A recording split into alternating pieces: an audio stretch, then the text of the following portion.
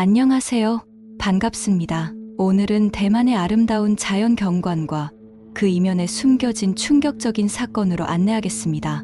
대만 남투현의 1월 담은 아름다운 자연 경관으로 잘 알려져 있습니다.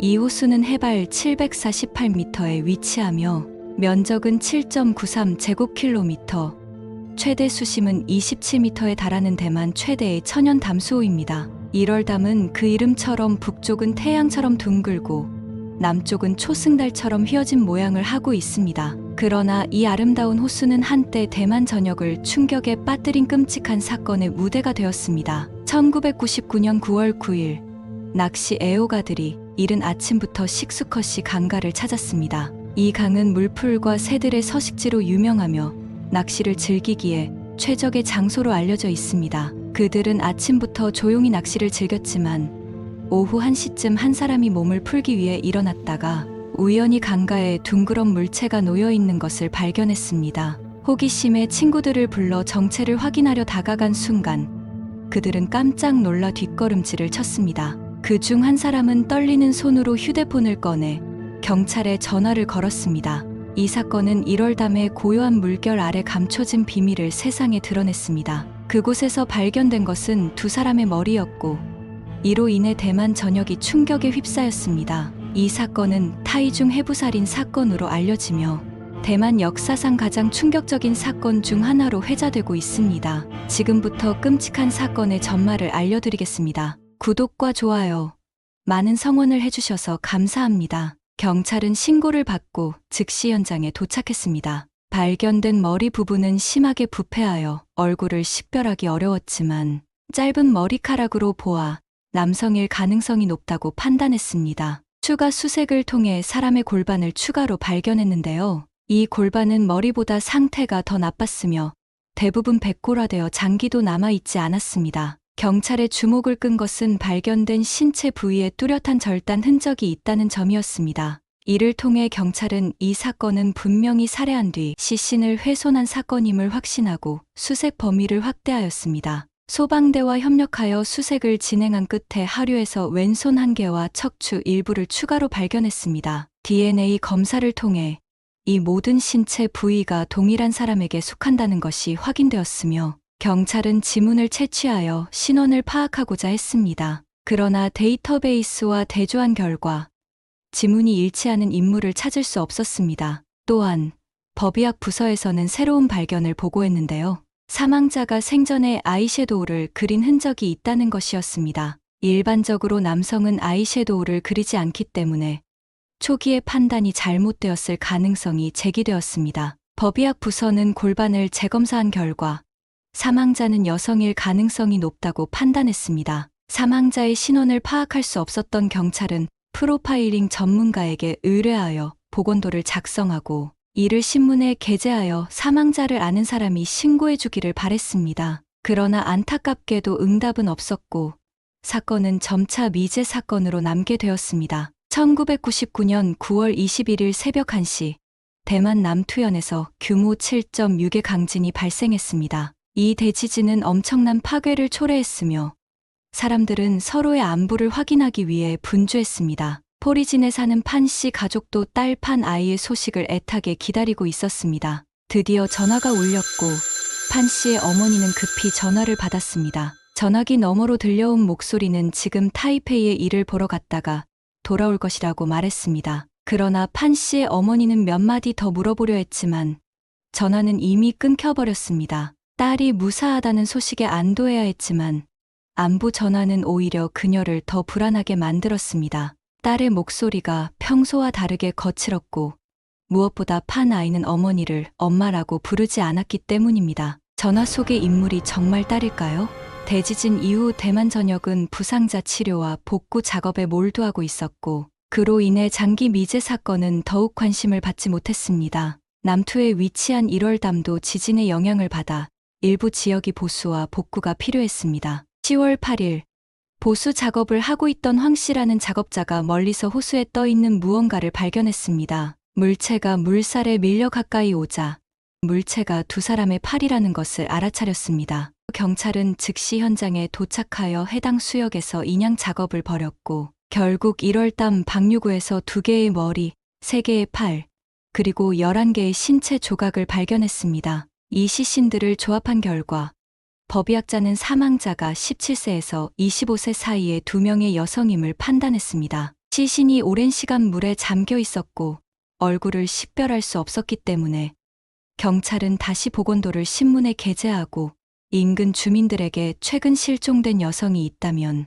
경찰서에 확인해달라고 요청했습니다. 그러나 당시 대지진 직후였기 때문에 시신을 확인하러 오는 대부분의 사람들은 지진으로 가족을 잃은 사람들이었습니다. 시신에 남아있는 뚜렷한 절단 흔적은 2사람이 살해당했음을 증명했지만 사건은 여전히 해결되지 않았습니다. 그러나 단서가 부족했지만 경찰은 조사를 포기하지 않았습니다. 사건이 교착 상태에 빠졌을 때 2개의 수상한 여행 가방이 그들의 주목을 받았습니다. 이 가방들은 타이중으로 향하는 도로변에서 처음 발견되었으며 일상용품 외에도 한 권의 일기가 들어 있었습니다. 일기에는 한 남녀의 복잡한 감정사가 상세히 기록되어 있었고 특히 이별 당시의 격한 감정이 담겨 있었습니다. 이것이 이 살인 및 시신 훼손 사건과 관련이 있을까요? 경찰은 일기에 나와 있는 정보를 바탕으로 남녀를 조사했지만 조사 결과 그들은 아무런 피해를 입지 않았다는 것이 밝혀져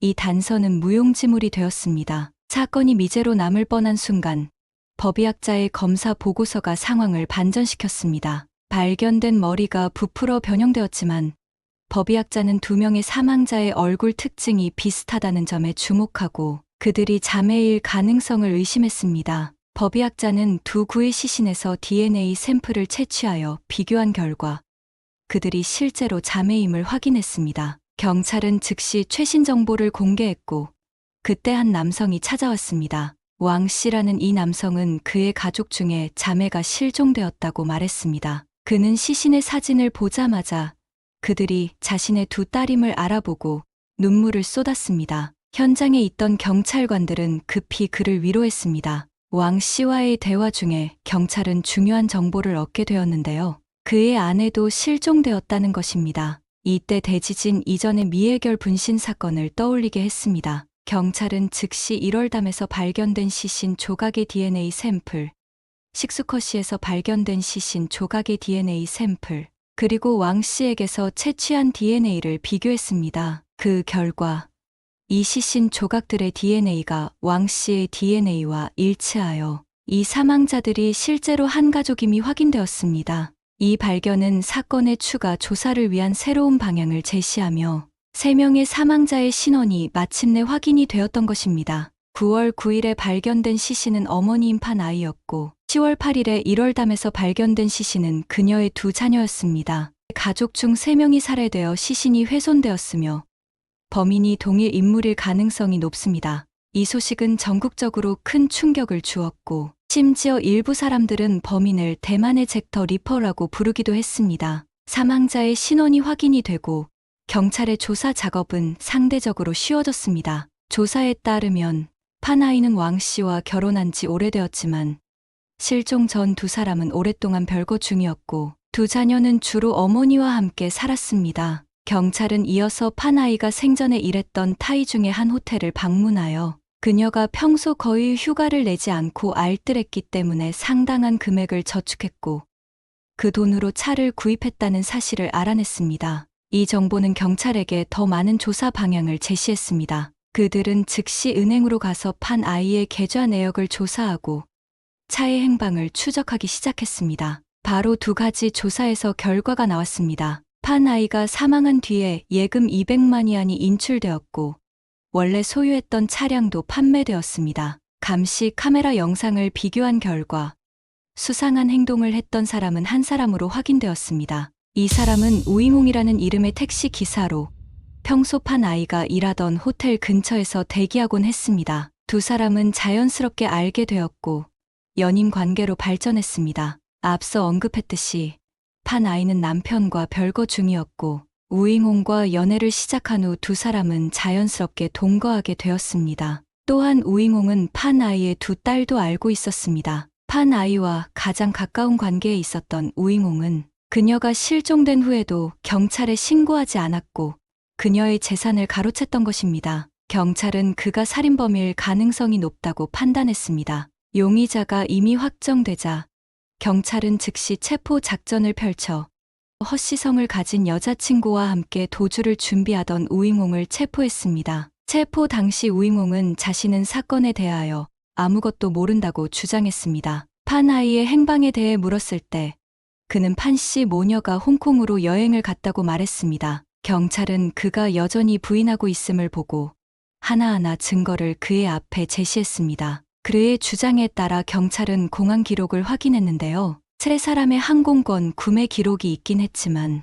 그것은 몇 달 전 태국으로 떠난 항공편이었고 동행한 사람 중에는 우잉홍도 있었습니다. 이 외에는 모녀에 대한 어떠한 기록도 찾을 수 없었습니다. 또한 그가 예금을 인출하고 차량을 판매한 증거도 경찰이 이미 확보하고 있었습니다. 결국 경찰은 그에게 세구의 시신의 DNA 보고서를 제시했고 더 이상 변명할 수 없게 되자 우잉홍은 마침내 자신의 죄를 인정했습니다. 우잉홍의 집을 급습하여 수색한 결과 경찰은 달력을 발견했습니다. 그 달력에는 8월 23일, 9월 4일, 5일, 16일의 날짜가 빨간 펜으로 표시되어 있었습니다. 판 아이의 마지막 행적이 8월 23일로 확인된 것을 고려할 때 경찰은 이 날짜들이 우잉홍이 살인, 시신 훼손, 유기한 날이라고 분석했습니다. 판 아이와 우잉홍은 몇 년 동안 동거했지만 두 사람의 관계에 확신이 없었습니다.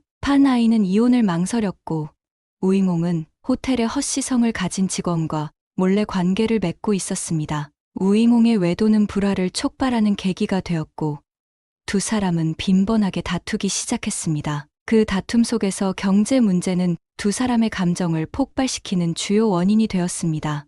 우잉홍은 자신이 가진 모든 돈을 판 아이에게 썼다고 말했습니다. 사건 발생 전 판 아이는 집을 사겠다고 했고 그 집은 두 딸의 이름으로 등기해야 한다고 요구했습니다. 이런 요구에 우잉홍은 참을 수 없었고 결국 판 아이를 살해하기로 결심하게 되었습니다. 8월 22일 오후 1시 판 아이가 퇴근하지 않은 틈을 타 우잉홍은 그녀가 자주 먹던 한약에 수면제를 넣었습니다. 아무것도 모르는 그녀는 평소처럼 한약을 마셨고 깊은 잠에 빠졌습니다. 수면제가 효과를 발휘하자 우잉홍은 준비해 둔 비닐봉지를 꺼내 그녀의 머리에 씌우고 고무줄로 봉지 입구를 단단히 묶었습니다. 내부의 공기가 모두 소진되자 그녀는 질식사하고 말았습니다. 우잉홍은 시신을 욕실로 끌고 가 욕조에 넣은 후 집에 있는 칼로 시신을 훼손했습니다. 내장 등 부드러운 부분은 잘게 썰어 변기에 버렸고 나머지 부분은 비닐봉지에 담아 냉장고에 보관했습니다. 8월 23일 우잉홍은 호텔에 전화를 걸어 판 아이가 갑자기 병이 나서 타이페이에 있는 의사를 만나러 가야 한다고 했습니다. 이 이유는 완벽해 보였고 호텔 매니저는 약간 의아했지만 휴가를 허락했습니다. 그렇게 시신 조각들과 함께 우잉홍은 8월 말까지 평소처럼 생활했습니다. 그리고 어느 날 아무도 없는 틈을 타 시신을 수이커시 강변에 유기했습니다. 살인을 저지른 후에도 우잉홍은 바로 도망치지 않았습니다. 그는 판 아이의 재산을 차지하려 했습니다. 하지만 그는 판 아이의 딸들과 그녀가 굉장히 친밀하다는 점을 간과했습니다. 어머니가 이유 없이 사라지자 딸들은 의심을 품었고 두 자매가 그를 찾아왔을 때 우잉홍은 도망치지 않고 더욱 악랄한 계획을 세웠습니다. 9월 4일 우잉홍은 둘째 딸과 단둘이 만났습니다. 그는 엄마가 홍콩에 여행 중이라고 거짓말을 하며 작은 딸도 함께 가서 미용 침수를 받고 오라고 말했습니다. 몇 달 전 함께 해외여행도 다녀왔던 작은 딸은 의심 없이 우잉홍을 따라갔습니다. 우잉홍은 작은 딸을 계속 속였습니다. 미용을 받기 전에 혈액 순환을 돕는 약을 먹어야 한다고 말했습니다. 작은 딸은 순순히 그가 준비한 수면제를 먹었고 깊은 잠에 빠졌습니다. 그때 우잉홍은 판 아이를 살해했던 방법을 반복하여 그녀의 어린 딸을 살해하고 시신을 훼손한 후 냉장고에 보관했습니다. 며칠 후 우잉홍은 같은 방법으로 큰 딸도 속여 데려왔고 역시 살해 후 시신을 훼손했습니다. 그리고 두 자매의 시신을 1월담에 버렸습니다. 그는 시신 조각들이 물살을 타고 다른 곳으로 떠내려갈 것이라 생각했지만 1월담은 발전용 저수지로 개조되어 있었고 배수구에는 철조망이 설치되어 있어 이물질을 걸러내고 있었습니다. 그 결과 시신 조각들은 그곳에 갇히고 말았던 것입니다. 이후 지진이 발생하자 1월담 관리 측은 수문을 열어 물을 방출했고 물살의 변화로 시신 조각들이 수면 위로 떠올랐던 것입니다. 흥미로운 점은 대지진 이후 우잉옹이 사건이 늦게 발견되도록 하기 위해 판 가족에게 메시지를 보내야겠다고 생각한 것입니다. 그는 판 아이의 휴대폰을 꺼내 허씨 성을 가진 여자친구에게 판 아이인 척하며 판 아이 어머니에게 전화를 걸게 했던 것입니다. 우잉옹은 체포된 후에도 끝까지 자신의 죄를 인정하지 않았습니다. 사건 현장에서 범행을 재현할 때도 그는 침착했으며 때때로 미소를 보이기도 했습니다. 언론 앞에서도 전혀 거리낌 없이 행동했고 심지어는 모든 추적 보도를 하는 기자들에게 보복하겠다고 협박하기도 했습니다. 피해자 가족에게는 지금 와서 사과의 말을 해봤자 아무 소용없고 모두 쓸데없는 소리일 뿐이다면서 나는 이런 죄로 반드시 사형을 받을 것이고 이제 두려울 것이 없다고 말했습니다. 그는 심지어 경찰에게 자신의 범행이 완벽하지 못해 억울하게 잡혔다고 자책하기도 했습니다. 언론은 우잉옹의 뻔뻔한 태도에 강력히 반발했고 기자들은 그의 주장을 철저히 조사했습니다. 그 결과 우잉옹이 주장한 살인 동기는 전혀 성립하지 않는다는 사실이 밝혀졌습니다. 우선 피해자인 판 아이는 안정적인 수입과 저축을 가지고 있었으며